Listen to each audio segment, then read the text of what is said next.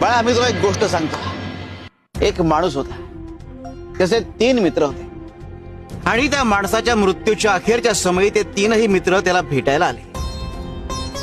माणसाने तिघांना प्रश्न विचारला की बाबांनो, आयुष्यभर तुम्ही माझी सोबत केली, आता मृत्यूनंतरही माझी सोबत कराल का?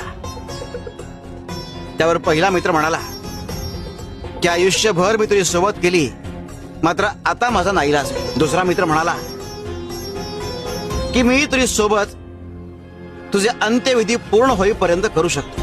तिसरा मित्र म्हणाला की मी आयुष्यभर तुझी सोबत केली आणि मृत्यूनंतरही मी तुझी सोबत करेन. हे 3 मित्र कोण होते ठाऊक आहे?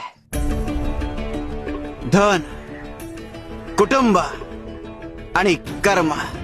धन तोवर तुमची सोबत करतं जोवर तुम्ही जिवंत असता. कुटुंब तोवर तुमची सोबत करतं जोवर तुमचे अंत्यविधी पूर्ण होत नाही. मात्र कर्म हे मृत्यूनंतर कायम तुमच्या सोबत असतात. आणि इतकंच काय, तर तुमचा पुढचा जन्म हे तुमच्या कर्मांवर अवलंबून असतो.